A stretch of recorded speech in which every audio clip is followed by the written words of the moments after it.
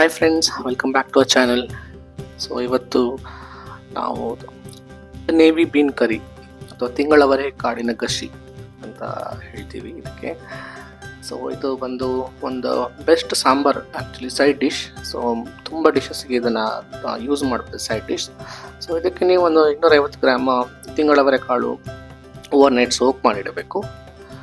So soak ಮಾಡಾದಮೇಲೆ ಇದಕ್ಕೆ ಮಸಾಲಾಗೆ ಏನೇನು ಬೇಕು ಅಂತ ನೋಡೋಣ. ಸೊ ಇದು ತುಂಬ ಕ್ರೀಮಿಯಾಗಿರುತ್ತೆ, ತುಂಬ ಚೆನ್ನಾಗಿರುತ್ತೆ ತಿನ್ನೋಕ್ಕೆ. ಸೊ ಟ್ರೈ ಮಾಡಿ. ಈ ಕಡೆ ಬೆಂಗಳೂರು ಕಡೆ ಅಷ್ಟೆಲ್ಲ ಯೂಸ್ ಮಾಡಲ್ಲ ಈ ಕಾಳನ್ನ. ಸೊ ನಾವು ಮಂಗಳೂರು ಸೈಡ್ ಎಲ್ಲ ಕೋಸ್ಟಲ್ ಬೆಲ್ಟಲ್ಲಿ ಜಾಸ್ತಿ ಯೂಸ್ ಮಾಡ್ತೀವಿ ಯೂಶ್ವಲಿ, ಸ್ಪೆಸಿಫಿಕಲಿ GSP ಅವರು ಕಮ್ಯುನಿಟಿ ಅವರು. ಸೊ ಇದಕ್ಕೆ ಒಂದು 100 to 200 ಗ್ರಾಮ್ಸ್ ಗ್ರೇಟೆಡ್ ಕೊಕೊನಟ್ ಅಥವಾ ತುರ್ತಿರೋ ತೆಂಗಿನಕಾಯಿ, ಆಮೇಲೆ ಹುಣಸೆ ಹಣ್ಣು ಅಥವಾ ಹುಣಸೆ ಹುಳಿ, ಟ್ಯಾಮರಿನ್, ಆಮೇಲೆ ಬ್ಯಾಡಿಗೆ ಮೆಣಸಿನ್ಕಾಯಿ ಒಂದು 4ರಿಂದ 5, ಜಾಸ್ತಿನ ಹಾಕೋಬೋದು ಬೇಕಾದ್ರೆ ಖಾರ ಬೇಕು ಅಂದರೆ. ಸೊ ಇದನ್ನೆಲ್ಲ ಒಂದು ಮಿಕ್ಸರಿಗೆ ಹಾಕಿಬಿಟ್ಟು ಗ್ರೈಂಡ್ ಮಾಡಿ ಇಟ್ಕೋಬೇಕು ಮಸಾಲ. ಹಾಗೆ ಒಂದು 6ರಿಂದ 7 ಪೀಸ್ ಬೆಳ್ಳುಳ್ಳಿ. ಸೊ ಇದು ಟೆಂಪರಿಂಗಿಗೆ ಲಾಸ್ಟ್ ತೋರಿಸ್ತೀನಿ ಯಾವ ಥರ ಮಾಡೋದಂತ. ಸೊ ಮಸಾಲ ಪ್ರಿಪೇರ್ ಮಾಡೋಣ. ಸೊ ಮಸಾಲೆಗೆ ತುರಿದಿರೋ ಕಾಯಿ, ಹುಣಸೆ ಹುಳಿ, ಆಮೇಲೆ ಬ್ಯಾಡಿಗೆ ಮೆಣಸಿನ್ಕಾಯಿ. ಇದನ್ನು ಹುರಿಯೋದೆಲ್ಲ ಏನೂ ಬೇಡ. ಸೊ ತುಂಬ ಸಿಂಪಲ್, ಜಸ್ಟ್ ಮಿಕ್ಸಿಗೆ ಹಾಕಿ ನೀರು ಹಾಕಿ ಉಪ್ಪು ಹಾಕಿ, ಉಪ್ಪು ಆಮೇಲೆ ಹಾಕೋಬೋದು, ಇವಾಗ ಹಾಕಬೇಕಾಗಿಲ್ಲ. ಸೊ ಹಾಕ್ಬಿಟ್ಟು ಗ್ರೈಂಡ್ ಮಾಡೋದಷ್ಟೇ. ಸೊ ಗ್ರೈಂಡ್ ಮಾಡಿರೋ ಮಸಾಲಾನ ನಾವು ನೆಕ್ಸ್ಟ್ ಏನು ಮಾಡಬೇಕಂದ್ರೆ, ಸೋಕ್ ಮಾಡಿರೋ ಅಂಥ ತಿಂಗಳವರೆ ಇದೆಯಲ್ಲ ನೇವಿ ಬೀನ್ನ, ಅದನ್ನು ಒಂದು 4ರಿಂದ 5 ವಿಸಿಲ್ಸ್ ಹಾಕು. ಸೊ ನೀಟಾಗಿ ನೀರು ಹಾಕ್ಕೊಂಡು ಅದನ್ನು ಬೇಯಿಸ್ಬೇಕು ಕುಕ್ಕರಲ್ಲಿ ನೀಟಾಗಿ ಬೆಂದಾದಮೇಲೆ. ಸೊ ಫುಲ್ ಅದರ ಪ್ರೆಷರ್ ಎಲ್ಲ ಕಡಿಮೆ ಆದಮೇಲೆ ನೋಡಿ ಒಳ್ಳೆ ಸಾಫ್ಟಾಗಿ ಬೆಂದಿರುತ್ತೆ. ಹಾಗೆ ತಿನ್ಬೋದು, ಆ್ಯಕ್ಚುಲಿ ಅಷ್ಟು ಟೇಸ್ಟ್ ಇರುತ್ತೆ ಅದು. ನೋಡಿ ಅದೆಷ್ಟು ಸಾಫ್ಟ್ ಆಗಿದೆ ಅಂದರೆ, ತೋರಿಸ್ತೀನಿ, ಸೀತು ಒಂದು ಸ್ವಲ್ಪ. ಸೊ ನೋಡಿ ಎಷ್ಟು ಥರ ಬರುತ್ತೆ ಅದು ಆ್ಯಕ್ಚುಲಿ.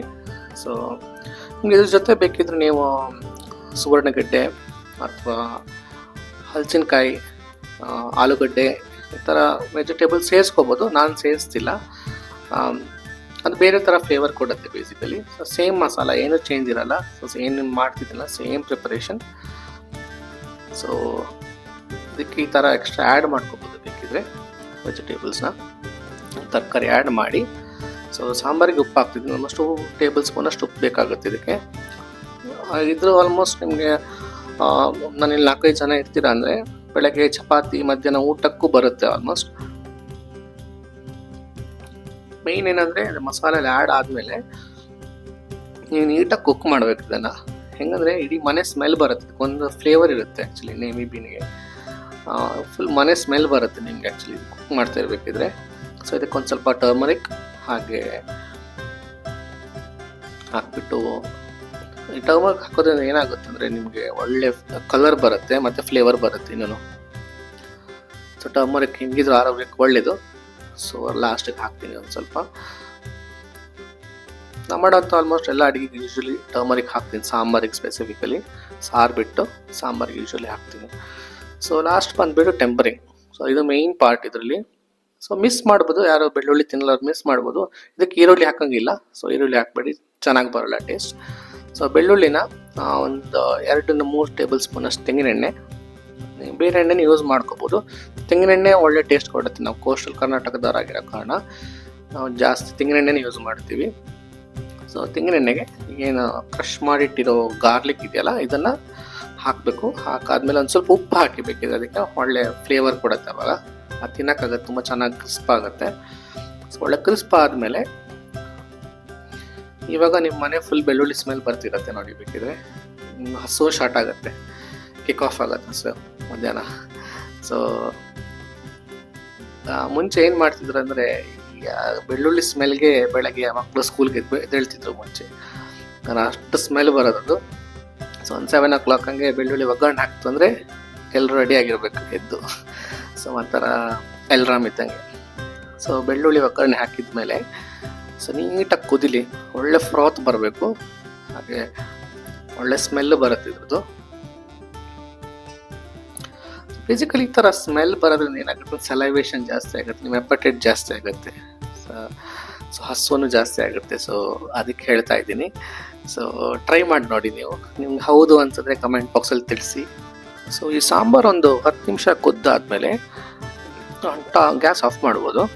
ಸೊ ಇದನ್ನು ನೀವು as a side dish chapati, puri, ghee rice, ಅದು ಬಿಟ್ಟರೆ ಅನ್ನ, ಪ್ಲೇನ್ ಅನ್ನ ಊಟ ಮಾಡ್ಬೋದು. ಬೇಸಿಕಲಿ ಇದಕ್ಕೆ ಸೈಡ್ ಥರನೇ, ಸಾಂಬಾರು ಥರನೇ ಚೆನ್ನಾಗಾಗುತ್ತೆ ಅನ್ನಕ್ಕೆ. ಅದು ಬಿಟ್ಟರೆ ಗಂಜಿ ಊಟಕ್ಕೆ ನಾವು ಯೂಶ್ವಲಿ ಮಾಡ್ತೀವಿ ಇದನ್ನು. ಗಂಜಿ ಊಟಕ್ಕೆ ಸ್ವಲ್ಪ ತಿಕ್ ಮಾಡ್ತೀವಿ ಇನ್ನು. ಉಪ್ಪು ತುಪ್ಪ ಹಾಕ್ಬಿಟ್ಟು ಗಂಜಿ ಊಟ ಮಾಡ್ತು ಅಂದರೆ ಹೊಟ್ಟೆ ಫುಲ್ ಆಗುತ್ತೆ. ಎಷ್ಟು ಊಟ ಮಾಡ್ತೀವಿ ಅಂತಲೇ ಗೊತ್ತಾಗಲ್ಲ. ಸೊ ಅದು ಬಿಟ್ಟರೆ ನೀವು ಮುದ್ದೆಗೆ ಬಸ್ಸಾರು ಬದಲಿಗೆ ಇದು ಟ್ರೈ ಮಾಡಿ, ತುಂಬ ಚೆನ್ನಾಗಾಗುತ್ತೆ. ನನಗೆ ಇಷ್ಟ ಆಯಿತು. ಮುದ್ದೆ ಜೊತೆ ಇತ್ತು, ತುಂಬ ಸೂಪರ್ ಕಾಂಬಿನೇಷನ್. ಸೊ ಬಸ್ಸಾರು ಬದಲಿಗೆ ಇದೊಂದು ಒಳ್ಳೆ ಆಲ್ಟರ್ನೇಟಿವ್. ಟ್ರೈ ಮಾಡಿ. ಈ ಕಡೆ ಯಾರು ರೆಗ್ಯುಲರಾಗಿ ಮುದ್ದೆ ತಿಂತೀರಾ ನೋಡಿ, ಅವರು ಟ್ರೈ ಮಾಡಿ ತಿಳಿಸಿ ಹೇಗಿದೆ ಅಂತ. ಸೊ ಈ ವಿಡಿಯೋ ಇಷ್ಟ ಆಯಿತು ಅಂದರೆ ಲೈಕ್, ಶೇರ್, ಸಬ್ಸ್ಕ್ರೈಬ್ ಮಾಡಿ. ನಿಮ್ಮ ಫ್ರೆಂಡ್ಸ್ಗೂ ತಿಳಿಸಿ. ಹಾಗೆ ಮುಂದೆ ಬರುವಂಥ ಕುಕ್ಕಿಂಗ್ ಆಗಲಿ, ಟ್ರಾವೆಲ್ ಆಗಲಿ, ಲೈಫ್ ಸ್ಟೈಲ್ ಆಗಲಿ, ಟೆಕ್ ರಿಲೇಟೆಡ್ ವೀಡಿಯೋಸ್ಗೆ ನನ್ನ ಚಾನಲ್ನ ಸಬ್ಸ್ಕ್ರೈಬ್ ಆಗು. ನೋಟಿಫಿಕೇಷನ್ ಬೆಲ್ ಕ್ಲಿಕ್ ಮಾಡೋದನ್ನು ಮಾತ್ರ ಮರಿಬೇಡಿ. ಹಾಗೆ ನಿಮ್ದೇನೋ ಸಜೆಷನ್ಸ್, ಕ್ವೆರೀಸ್ ಏನಾದರೂ ಇದ್ದರೆ ಕಮೆಂಟ್ ಬಾಕ್ಸಲ್ಲಿ ತಿಳಿಸಿ, ರೆಸ್ಪಾಂಡ್ ಮಾಡ್ತೀವಿ. ಹಾಗೆ ನಮ್ಮದು ಇನ್ಸ್ಟಾಗ್ರಾಮ್, ಫೇಸ್ಬುಕ್ ಚಾನಲ್ಸ್ ಇದೆ, ಅದನ್ನು ಚೆಕ್ಔಟ್ ಮಾಡಿ. Thanks for watching. ಬಾಯ್.